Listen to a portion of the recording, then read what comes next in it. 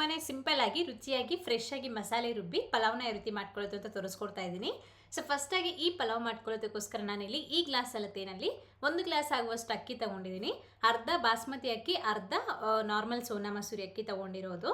ಚೆನ್ನಾಗಿ ತೊಳೆದು ಈ ರೀತಿ ಒಂದು 20 ನಿಮಿಷ ನೆನೆಸಿ ಇಟ್ಕೋಬೇಕಾಗತ್ತೆ. ಇದು ನೆನೆಯೋಷ್ಟರಲ್ಲಿ ಈಗ ನಾವು ಮಸಾಲೆ ರೆಡಿ ಮಾಡ್ಕೊಳ್ಳೋಣ. ನೀವು ಯಾವ ಪಾತ್ರೆಯಲ್ಲಿ ಪಲಾವ್ ಮಾಡಬೇಕಿದ್ದಿದ್ರೋ ಅದೇ ಪಾತ್ರೆನಲ್ಲೇ 1 ಇಂಚ್ ಆಗುವಷ್ಟು ಚಕ್ಕೆ, ಒಂದು 5-6 ಲವಂಗ, 1-2 ಏಲಕ್ಕಿ, 1/4 ಟೀ ಸ್ಪೂನ್ ಆಗುವಷ್ಟು ಸೋಂಪು, 1/4 ಟೀ ಸ್ಪೂನ್ ಆಗುವಷ್ಟು ಶಾಜೀರಾ, 1 ನಕ್ಷತ್ರದ ಹೂವು, 1-2 ಸ್ಪೂನ್ ಆಗುವಷ್ಟು ಧನಿಯಾ ಬೀಜ, 1 ಗೆಡ್ಡೆ ಆಗುವಷ್ಟು ಬೆಳ್ಳುಳ್ಳಿನ ಬಿಡಿಸಿ ಹಾಕಿ, ಅದೇ ರೀತಿ 1 ಇಂಚ್ ಆಗುವಷ್ಟು ಶುಂಠಿ, 3 ಹಸಿಮೆಣಸಿನಕಾಯಿ, 1-2 ಸ್ಪೂನ್ ಆಗುವಷ್ಟು ಎಣ್ಣೆ ಹಾಕ್ಕೊಂಡು ಲೈಟಾಗಿ ಹುರ್ಕೊಳ್ಳಿ. ಫಸ್ಟು ಈ ರೀತಿ ಸ್ವಲ್ಪ ನೋಡಿ, ಹಸಿಮೆಣಸಿನಕಾಯಿ ಅನ್ನೋದು ಒಂಚೂರು ಫ್ರೈ ಆಗುತ್ತೆ ಅಲ್ವಾ. ಸೊ ಈ ಥರ ಫ್ರೈ ಮಾಡ್ಕೊಂಡ್ಬಿಟ್ಟು ಆನಂತರ ಇದರಲ್ಲಿ ಒಂದು ಹಿಡಿಯಾಗುವಷ್ಟು ಪುದೀನ ಸೊಪ್ಪು ಮತ್ತು ಕೊತ್ತಂಬರಿ ಸೊಪ್ಪು, ಹಾಗೆಯೇ 2-3 ಟೇಬಲ್ ಸ್ಪೂನ್ ಆಗುವಷ್ಟು ಹಸಿ ಕೊಬ್ಬರಿ ಅಥವಾ ಒಣ ಕೊಬ್ಬರಿನ ಹಾಕ್ಕೊಂಡು ಮಿಕ್ಸ್ ಮಾಡಿಬಿಟ್ಟು ಗ್ಯಾಸ್ನ ಆಫ್ ಮಾಡ್ಕೊಂಬಿಡಿ. ಈ ರೀತಿ ಹುರ್ಕೊಂಡಿರೋ ಮಸಾಲೆನ ಪೂರ್ತಿಯಾಗಿ ತಣ್ಣಗಾದ ನಂತರ ಒಂದು ಮಿಕ್ಸರ್ ಜಾರ್ನಲ್ಲಿ ಹಾಕ್ಕೊಂಡು ನಾವು ಇದಕ್ಕೆ ಎಷ್ಟು ನೀರು ಬೇಕೋ ಅಷ್ಟು ನೀರನ್ನ ಹಾಕ್ಕೊಂಡು ಸ್ವಲ್ಪ ತರಿಯಾಗಿ ನಾವು ಈ ಮಸಾಲೆನ ರುಬ್ಕೊಳ್ಬೇಕಾಗತ್ತೆ. ಮತ್ತು ಈಗ ಅದೇ ಕುಕ್ಕರ್ನಲ್ಲೇ ಒಂದು 3 ಟೇಬಲ್ ಸ್ಪೂನ್ ಆಗುವಷ್ಟು ಎಣ್ಣೆಗೆ 1-2 ಚಿಕ್ಕ ಪಲಾವ್ ಎಲೆ, ಹಾಗೆ ಒಂದು ದೊಡ್ಡ ಸೈಜಿಂದು ಈರುಳ್ಳಿನ ಈ ರೀತಿ ಉದ್ದುದಕ್ಕೆ ಕಟ್ ಮಾಡಿ ಹಾಕ್ಕೊಂಡು ಲೈಟಾಗಿ ಫ್ರೈ ಮಾಡ್ಕೊಳ್ಳಿ.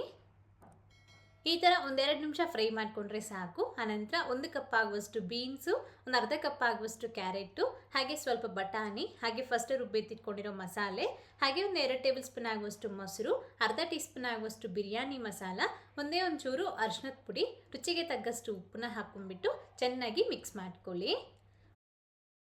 ಈಗ ಇದನ್ನು ಒಂದು 3-4 ನಿಮಿಷ ಇದೇ ರೀತಿ ಕುಕ್ ಮಾಡ್ಕೊಳ್ಳಿ.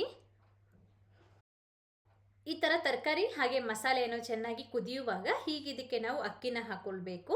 ಫಸ್ಟ್ ನೆನೆಸಿ ಇಟ್ಕೊಂಡಿರೋ ಅಕ್ಕಿನ ಹಾಕ್ಕೊಳ್ಳಿ. ಅಕ್ಕಿ ನೆಂದಾದ್ಮೇಲೆ ಕೈ ಹಾಕಿ ತೊಳೆಯೋದಕ್ಕೆ ಹೋಗ್ಬೇಡಿ, ಹಾಗೆ ಡೈರೆಕ್ಟಾಗಿ ನೀರನ್ನ ಬಗ್ಸ್ಬಿಟ್ಟು ಬರೀ ಅಕ್ಕಿನ ಹಾಕ್ಕೊಳ್ಬೇಕಾಗತ್ತೆ.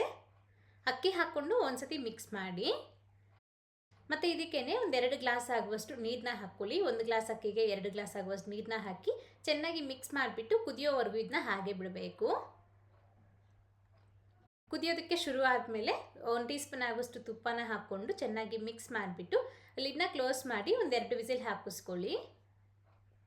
2 ವಿಸಿಲ್ ಆದಮೇಲೆ ಗ್ಯಾಸ್ ಆಫ್ ಮಾಡ್ಕೊಂಡ್ಬಿಟ್ಟು ವಿಸಿಲೆಲ್ಲನೂ ಹೋದ ನಂತರ ತೆಗೆದು ನೋಡಿ, ನಮಗೆ ಒಂದು ಒಳ್ಳೆ ಸೂಪರ್ ಆಗಿ ನಮಗೆ ಪಲಾವ್ ಅನ್ನೋದು ರೆಡಿಯಾಗಿರುತ್ತೆ.